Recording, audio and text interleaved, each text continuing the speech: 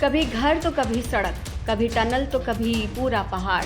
लगातार दरक रहे हैं उत्तराखंड और हिमाचल प्रदेश के पहाड़। क्या ये है कुदरत की मार या फिर इसके लिए विकास है जिम्मेदार?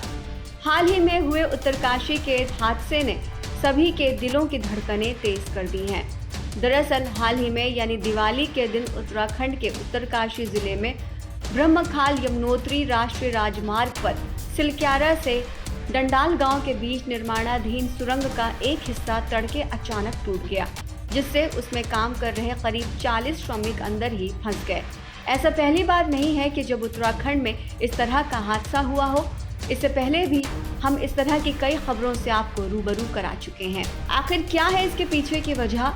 क्यों दरक रहे हैं उत्तराखंड और हिमाचल प्रदेश के पहाड़? उत्तराखंड और हिमाचल प्रदेश के पहाड़ों पर मच रही तबाही के पीछे अलग अलग कारण हैं। कुछ इसके लिए यहाँ पर हो रहे अनियोजित विकास को जिम्मेदार मानते हैं।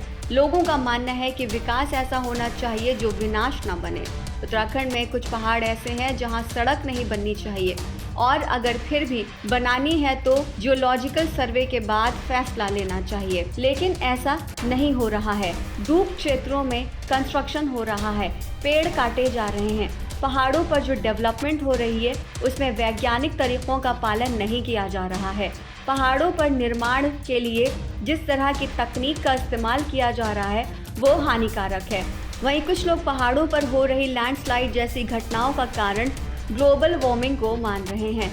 अगर हम धरती पर देखें तो 2/3 क्षेत्र में समुद्र है। ग्लोबल वार्मिंग बढ़ने से समुद्र ज़्यादा ताप उत्सर्जित करेगा और इसका असर सबसे ज़्यादा हिमालय पर पड़ेगा।